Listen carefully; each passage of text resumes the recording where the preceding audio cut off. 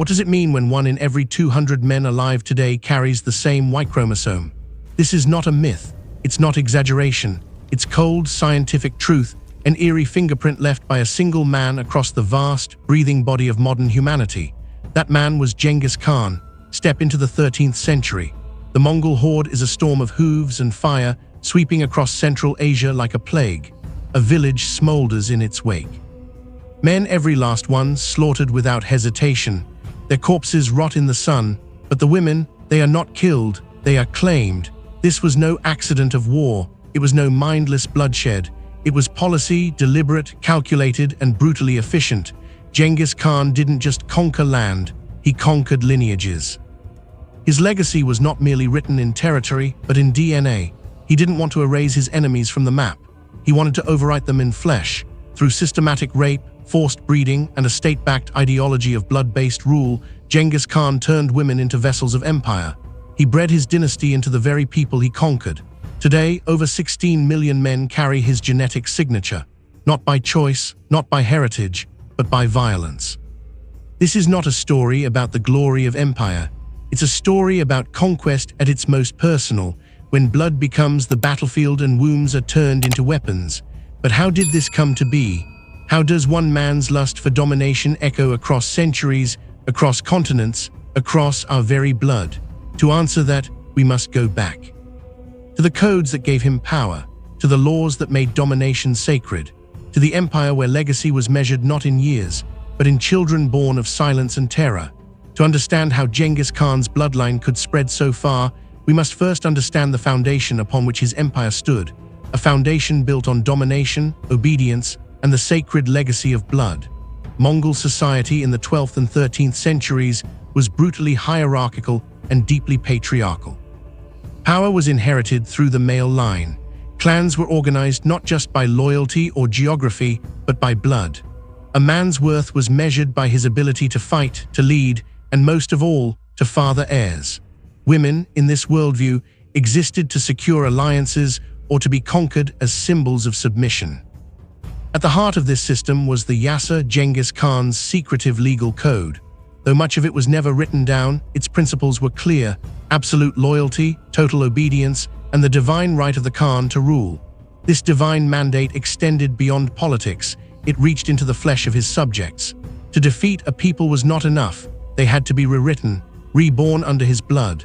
Strategic marriage and rape became weapons of statecraft. Royal daughters were handed over to seal deals.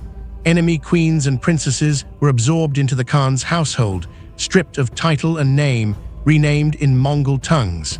Their children became tools, symbols of submission, tokens of victory, but the lower classes suffered even more. Entire populations of captured women were turned into sexual slaves. They weren't simply violated, they were repurposed. Their identities erased, their wombs rebranded as vessels for Mongol offspring. Genghis Khan believed he was chosen by the eternal blue sky, a divine force that ordained him ruler of the world. Spreading his seed was more than desire. It was duty.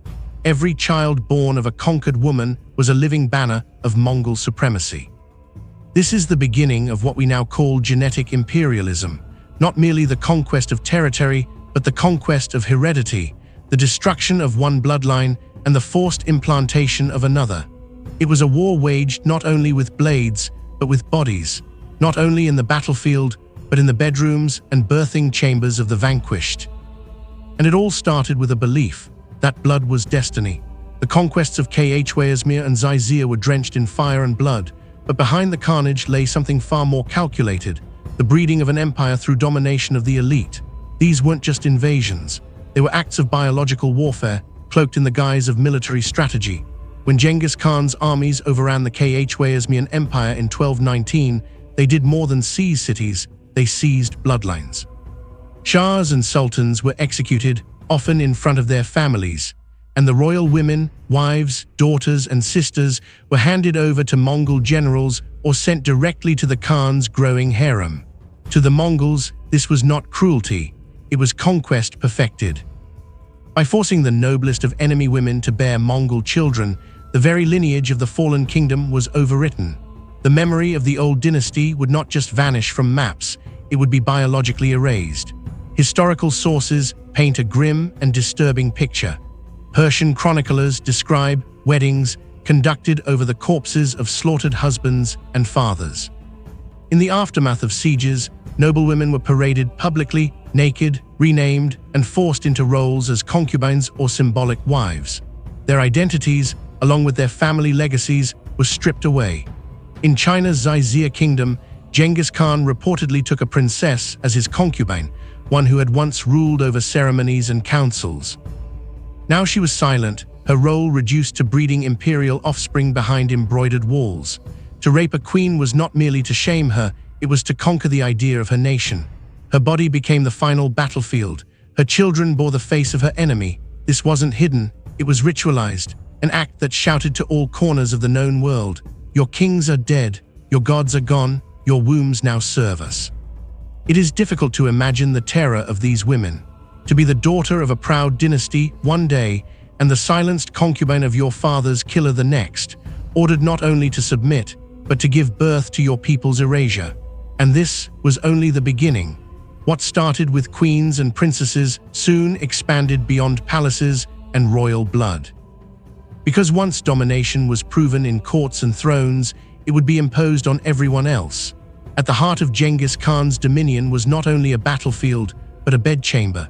And within that chamber, the true machinery of empire worked quietly, relentlessly, and without mercy. The Khan's personal harem was not merely a collection of lovers or concubines, it was an institution. A factory designed to produce heirs, consolidate power, and encode Mongol blood into the flesh of conquered nations. He possessed hundreds of women, some given freely in political alliance, others taken by force during conquest. Their ranks included Persian noblewomen, Chinese princesses, Turkish slaves, and countless others whose names history never recorded. Within the walls of his court, these women were categorized, ranked, and controlled based on usefulness, obedience, and beauty. The goal was simple: produce as many sons as possible. Sons meant power. Sons could govern provinces, command armies, and extend the reach of Mongol influence through blood alone. Daughters, too, were not wasted. They were married off to foreign rulers, binding entire regions to the Khan's genetic line. This wasn't passion, it was policy. Historical records from Persian, Chinese, and Mongol sources speak of entire caravans of women captured in battle and brought back to the capital. After sieges, women were separated by age and appearance.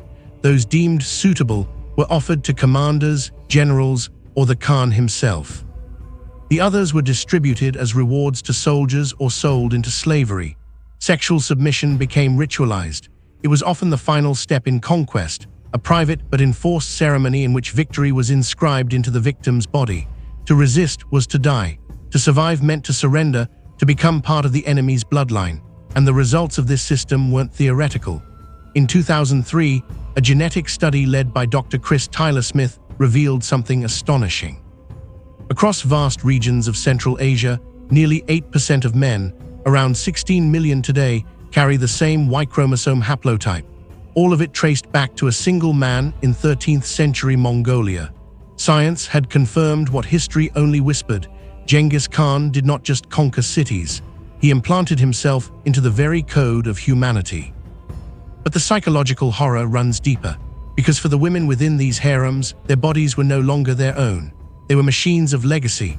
Their children were not born from love, but from silence, submission, and a system that turned motherhood into a weapon. Imagine knowing your child was both your only protection and the living proof of your conqueror's victory. A child loved and resented in equal measure. The body had become the battlefield, the womb, the war zone.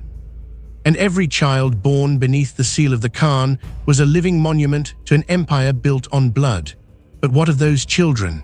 What future awaited the sons of the Khan, born not of freedom, but of forced inheritance? From the shadows of the Khan's harem emerged the next generation, not merely his children, but his living weapons. Sons born of conquest, raised to extend the will of a man who believed the world itself was his inheritance. Genghis Khan fathered many children, but 4 sons by his primary wife, Bert, were officially recognized and given positions of immense power. Yet dozens more were born from concubines, nameless women seized during war, their fates sealed in silence. These sons, too, were handed command of armies, provinces, and newly conquered territories. Each one carried the Khan's blood, and through that alone, legitimacy.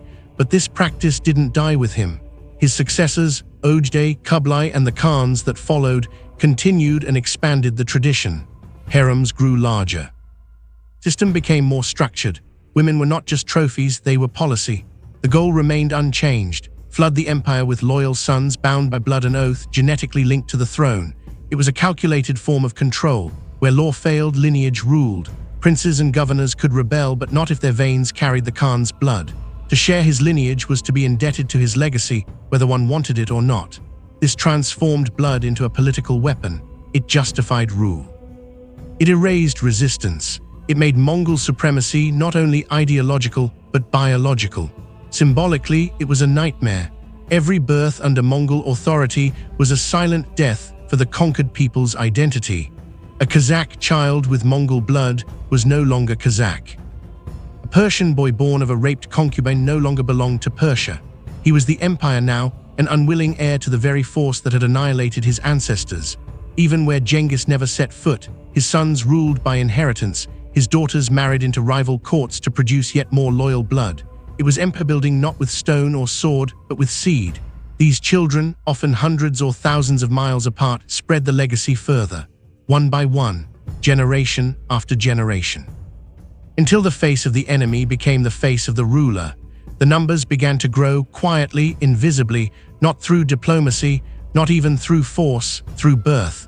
But the Khan was not the only one. Soon his soldiers, millions strong, would mimic his method. And with them came the next horror. The horror did not end at the gates of the royal palace. It spread outward, across deserts, rivers, mountains, not carried by kings but by soldiers, by the rank and file of the Mongol horde who took their emperor's legacy and replicated it 1,000 times over. What began as a strategy of elite reproduction became an empire-wide epidemic of sexual violence. Mongol warriors were not just permitted to take women, they were expected to. Rape was not condemned, it was a tool of conquest. A ritual of domination. After cities fell, women were rounded up like cattle. Some were kept as camp slaves.